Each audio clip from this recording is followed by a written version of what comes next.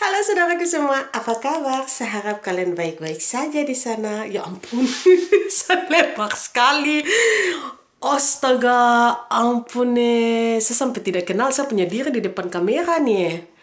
Saking lebar saya punya wajah ya. Lihat ya. Tidak apa-apa. Tinggal tinggal beberapa minggu lagi. Tinggal 3 minggu lebih lagi. Oke? Oke. Saya lagi siapin ini. Saya punya luggage, koper saya dan Theo. Karena kita bakalan dalam beberapa minggu ini, tidak tahu kapan. Karena kita lagi nunggu konfirmasi dari ginekolog atau dokter kandungan saya. Kalau saya ini bakalan dioperasi atau melahirkan normal. Karena permasalahannya itu, sebelum saya hamil, saya tuh periksa vagina ya. Dan saya tuh didapati ada kayak polip. Saya tidak tahu polip mau diterangkan dalam bahasa Indonesia apa. Dia kayak sejenis tumor gitu di vagina, antara mulut kandungan dan vagina gitu. Dan polip itu sudah diangkat, tapi ternyata polipnya itu diangkat hanya di bagian permukaan vagina. Mereka nggak perhatiin di mulut kandungan itu kayak ini kita bilang dalam bahasa Perancis col lah, la col. Itu kayak pintu untuk keluarnya bayi itu di bagian sini nih ada itu polip juga, tapi mereka nggak perhatiin. Dan polipnya itu sebesar saya punya ini jari kelingking ini, setengah saya punya jari kelingking. Masalahnya ginekolog yang tangani saya, dia bilang selama dia punya karir sudah bertahun-tahun ini, dia baru pertama kali lihat itu polip sebesar itu ya. Masalahnya polip itu kalau saya tidak kuat ya, bayinya keluar, dia bakalan dorong itu polip, dia bakalan keluar dengan bayi. Tapi masalahnya akan ada yang namanya perdarahan, dan perdarahan yang tak berhenti-henti ya. Kalau saya punya tubuh tidak kuat melawan itu, saya bisa mati di ini ya, di meja persalinan. Jadi itu aduh, saya sampai takut ya. Dia bilang terlalu beresiko, katanya dia ya, terlalu beresiko. Alex langsung biji mata besar sama kayak ini, biawak. Alex bilang, terus saya tidak mau saya punya istri meninggal. Dia bilang, saya tidak mau. Dia bilang begitu kan. Dia bilang, iya tapi kalau kalau seandainya dia lagi ini ya, lagi kayak gimana ya, bikin dia punya penelitian sendiri. Jadi selama masa dia punya penelitian sendiri, saya lagi tunggu dia punya jawaban ini. Dia bilang kalau seandainya harus melewati sesar operasi, itu tanggal 15 Maret. Jadi 10 hari sebelum hari ini ya, seharusnya untuk ini perkiraan Theo ini dia lahir di tanggal 26 Maret. Tapi kalau maaf ya, saya ngos-ngosan ya. Saya ini karena kayak gemukan mungkin. Saya kalau bicara ngos-ngosan, jadi tolong dimaklumi. Jadi sebenarnya seharusnya Theo itu bakalan lahir sekitar tanggal 26. Tapi karena kalau tanggal 10 ini dia sudah kasih dia punya konfirmasi, tanggal 10 Maret ini ya, dia kasih dia punya konfirmasi kalau bakalan operasi, berarti tanggal 15, 10 hari sebelum 15 atau 16, 10 hari sebelum hari ini kelahirannya Theo. Alex bilang tidak apa-apa. Alex bilang karena di sini tuh banyak sekali dia punya teman-teman juga yang dia punya istri itu, mereka telepon Alex ya, mereka bilang, saya punya istri juga, dia melahirkan ini ya, operasi begitu, tapi dia punya bekas luka itu hilang, bukan hilangnya, dia kayak merata begitu ya, karena di sini dia punya lubang itu cuma kecil begini. Yang saya lihat ada salah satu istrinya itu kasih tunjuk dia punya ini ya, hasil sesar itu kecil sekali begini ya, sebesar kepala bayi begitu. Terus saya lihat begitu, saya bilang, kok dia kayak memar gitu kan. Dia bilang, iya nanti kan mereka kasih kayak obat itu ya, untuk kayak supaya lukanya itu dia kayak tidak ini ya, tidak menggumpal gitu. Jadi mereka akan kasih obat sikatris gitu, kayak obat untuk menghilangkan bekas luka. Jadi lukanya itu tidak akan hilang total, tapi dia akan merata ya sesuai kulit begitu, tapi kelihatan gitu kayak ada garis begitu, itu saja. Tapi mereka bilang itu juga pun sewaktu saya lihat dia dipotong di atas itu ya, kita punya di bawah kita punya itu garis celana dalam itu. Jadi saya bilang, oh tidak apa-apa lah. Kalau memang harus melewati operasi, saya juga kepengen lihat saya punya anak ya. Saya tidak mau ada apa-apa di meja ini ya, meja persalinan. Saya kepengen sekali lihat saya punya anak. Oke, dan hari ini saya lagi bikin saya punya koper ini dengan Theo. Saya sudah contreng-contreng. Jadi ini yang harus saya siapin. Saya bikin sendiri dia punya ini list yang dikasih oleh bidan. Gini, dan saya tidak terlalu mengerti apa, makanya saya tampilkan foto-foto seperti ini supaya saya tahu, oh ini begini ya. Jadi di sini harus saya siapin 6 pijama, ada 6 itu body begitu yang kayak baik begitu, dan ini ada brasier ya, terus kaos kaki, topi, dan juga ini jijotes ini kayak ini ya. Dia kayak begini. Nah, karena ini yang untuk musim dingin. Dan untuk ibu juga harus disiapin. Tapi masalahnya ini, karena ini kan COVID kan, peraturan rumah sakit itu berubah. Jadi kalau Alex mau antar saya ke rumah sakit begitu, dia sudah tidak bisa keluar dari rumah sakit. Jadi dia harus tinggal di dalam. Jadi kita kemarin dikasih list kamar gitu. Ada kamar yang kalau sesuai dengan asuransi ya, Alex dia sengaja ambil asuransi agak sedikit tinggi. Jadi kita ambil kamar yang harganya 120 euro per malam gitu. 120 euro per malam. Jadi saya bakalan di sana selama 3 hari atau 4 hari. Alex bilang tidak apa-apa, yang penting kita berdua dalam kamar kayak kamar besar begitu. Dan Alex juga punya tempat tidur ya, karena ada sesuai yang saya baca dia punya segala komplain-komplain itu, mereka ambil kamar yang ini ya, yang tidak dibayar begitu, kamar yang asuransinya kecil begitu. Itu dia punya suami tuh tidur di lantai ya, tidak ada tempat tidur, dan suaminya itu juga tidak diberi makan ya, itu masalahnya. Makanya Alex bilang tidak apa-apa, kita ambil kamar yang mahal saja sesuai dia punya asuransi yang Alex bayar. Karena percuma bayar asuransi mahal, padahal pas persalinan kita ambil kamar yang ini ya. Jadi tidak apa-apa. Pas kita telepon asuransi, mereka agree gitu, setuju kita ambil kamar yang itu. Jadi Alex punya makanan juga, Alex punya tempat tidur. Jadi kayak kamar hotel begitu. Itu. Jadi ini sudah semua. Balisnya itu saya kasih tunjuk kalian. Oke. Ini sebentar malam ibu, aduh ampun ya. Sebentar malam ini ibu mertua saya bakalan datang, bakalan kasih pinjam dia punya koper yang agak sedikit besar, supaya saya dan Alex punya pakaian itu bisa masuk dalam satu ini ya, satu balis gitu. Satu koper. Oh my god. Jadi ini yang bakalan dipakai, yang satu sak kecil ini yang bakalan dipakai untuk di dalam ruangan operasi atau ruangan persalinan. Terus yang di sebelah sana itu pakaian-pakaian yang bakalan dipakai selama 3 hari di sana. Itu punya saya, baru punya saya ya, belum Alex. Jadi semua ada di list sini yang punya saya.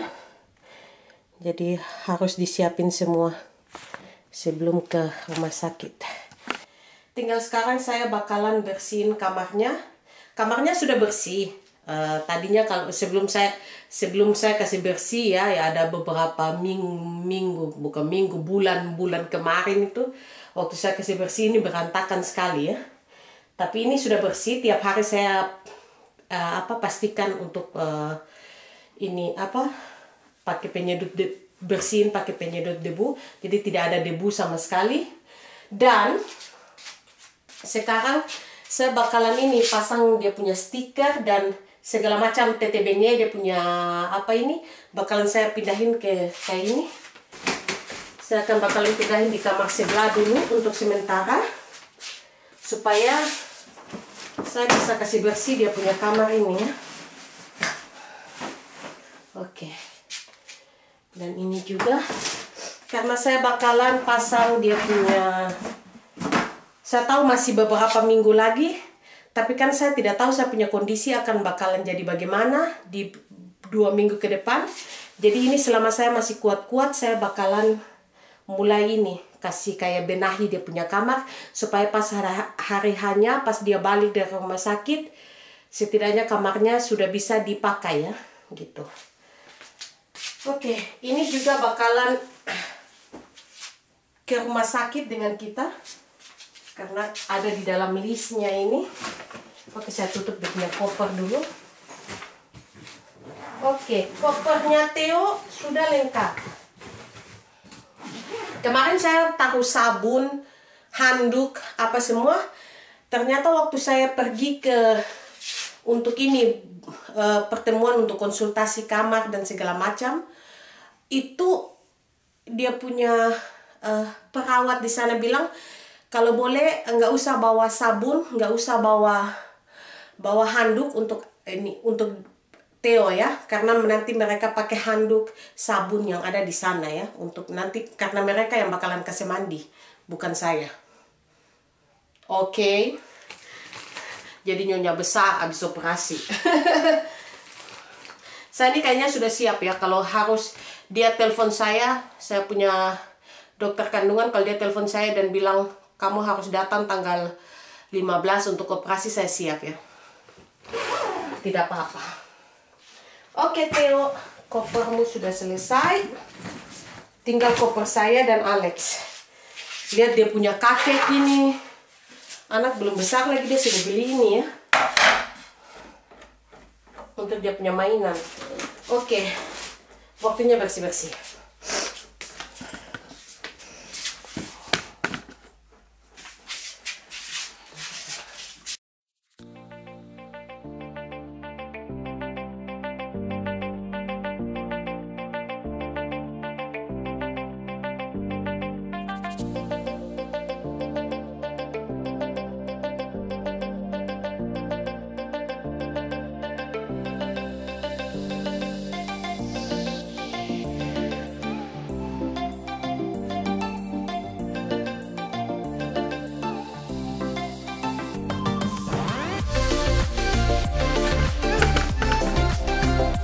Yang ini nih, Alex punya boneka dari kecil ya.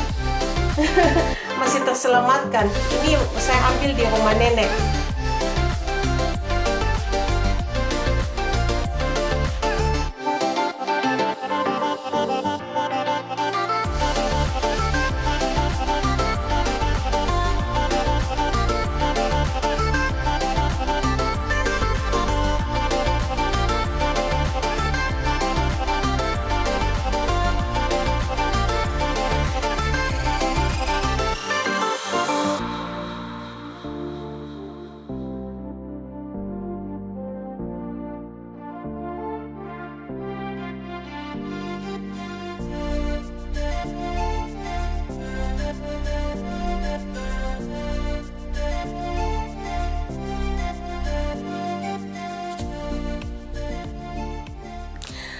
Oke semua, saya baru selesai bersih-bersih kamarnya Theo, sudah siap.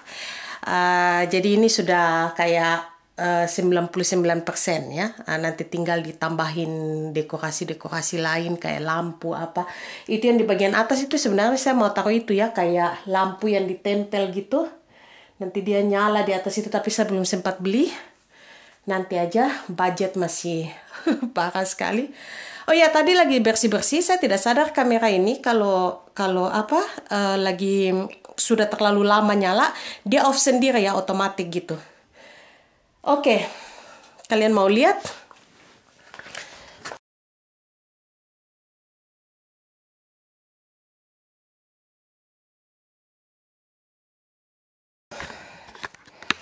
Oke, jadi ini tempat tidurnya. Tadi saya pasang stiker di situ, Theo Rasko. Tada. Terus tempat tidurnya, saya juga pasang ini ya, dia punya pinggiran itu. Karena ini anak laki-laki, jadi jangan terlalu banyak dia punya embel-embel. Oke. Ini yang bakalan nanti di kamarnya saya dan Alex. Jadi selama dia 3 sampai 4 bulan dia bakalan tidur bersama-sama dengan kami ya. Mungkin 3 bulan maksimum.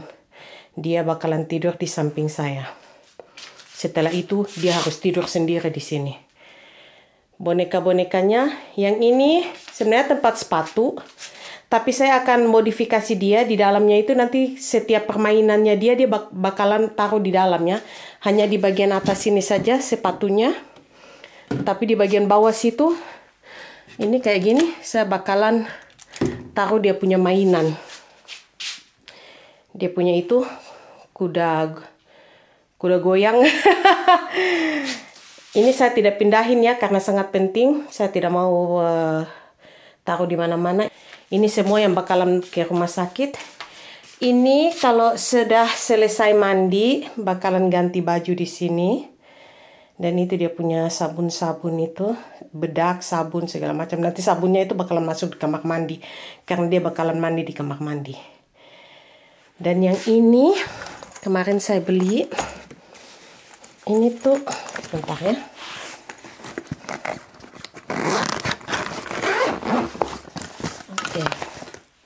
Ini tuh kayak gini, ini buat temperatur airnya. Ini buat bersihin giginya. Ada sikat giginya. Ini juga permainannya dia nanti dalam kalau dia lagi mandi. Ini buat kuku ya.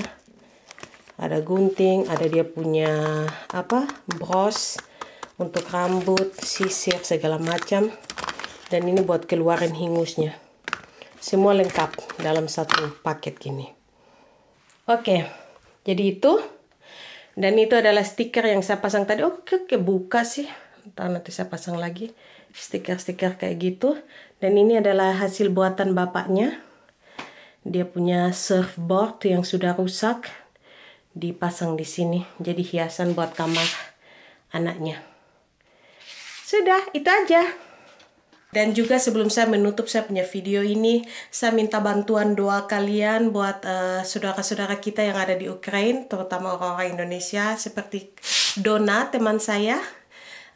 Dia tinggal di Ukraina, dia juga YouTuber. Saya minta bantu dalam doa, semoga perang ini antara Rusia dan Ukraina bisa berakhir secepatnya ya. Karena sudah memakan korban jiwa, dan banyak juga rakyat yang dirugikan. Jadi saya mohon tolong bantu dalam doa buat saudara-saudara kita, orang-orang Indonesia dan pekerja-pekerja Indonesia ya yang ada di Ukraina, agar Tuhan jaga mereka semua. Saya dari kemarin nih kayak hati nih kayak gimana ya. Saya punya jantung nih dia berdebar-debar terus ya. Setiap kali saya lihat berita, saya tuh teringat terus Dona ya. Dona, oh my God. Jadi mereka untuk saat ini lagi mengungsi di KBRI Indonesia yang ada di Ukraina semuanya. Saya cuma minta bantu dalam doa, itu saja sih. Hanya doa yang bisa melerai ini konflik antara Rusia dan Ukraina. Oke, jadi itu saja video saya di hari ini. Saya akan edit video ini dan upload secepatnya karena kalian pasti sudah, apalagi di ini ya, di Instagram. Aduh, saya punya kepala tuh kadang pusing. Lihat kalau buka DM itu semua tanya video. Karena saya ini bukan masalah apa ya. Sebenarnya saya tuh kepengen sekali bikin video, tapi saya tidak ada mood sama sekali. Capek setiap saat. Saya tidak tahu, mungkin karena usia juga atau karena saya punya penyakit-penyakit ini, Tuhane. Dan saya juga stres karena setelah dibilang itu 2 minggu kemarin itu dibilang, aduh ini tidak bisa melahirkan normal ya, tidak bisa melahirkan normal, harus melahirkan ini ya. Itu jadi pikiran buat saya, tapi suami saya tuh bujuk-bujuk saya ya. Dia bilang, saya tidak mau kamu ini ya, ada terjadi apa-apa sama saya. Dia tidak mau terjadi apa-apa sama saya, kata dia bilang, saya bisa ini jadi gila, kata dia bilang kalau sampai saya mampus. Dia tidak mau sama sekali, dan dia juga agak sedikit menangis waktu bilang ke saya. Dia bilang tidak apa-apa, sesar aja, dia bilang kan, toh lukanya kan cuma kecil kan. Tuh itu kan cuma di bagian dalam, dia bilang cuma saya yang bisa lihat, tidak orang lain, dia bilang gini. Terus saya bilang, saya tuh bukan masalah sesar, saya tidak jadi masalah, cuma saya tuh kepengen punya pengalaman gimana sih rasanya jadi seorang ibu yang saat melahirkan itu kayak dorong anak keluar. Itu saya punya pengalaman, pengen punya pengalaman seperti itu karena saya dan Alex itu dari dulu kita punya tujuan itu kita cuma kepengen satu anak. Tidak mau lebih. Jadi ini cuma saya punya pengalaman satu-satunya saya kepengen ini ya, melahirkan normal ya. Dan ini harus ikut sesar. Jadi itulah kenapa saya jadi kayak agak sedikit sedih sih. Saya kepengen merasakan hal-hal yang dirasakan oleh ibu-ibu yang lain ya. Melahirkan walaupun pakai peridural ya. Walaupun saya tidak rasa itu dia punya saat proses keluar, saya cuma ngerasa kayak saya dorong itu anak keluar ya. Itu saja. Yang penting itu saja, no? Tapi saya tidak bisa, jadi saya juga tidak bisa melawan para medis ya. Kalau mereka bilang harus sesar, ya sesar saja. Jangan melawan. Oke, itu saja. Jaga kesehatan kalian semua. Dadah.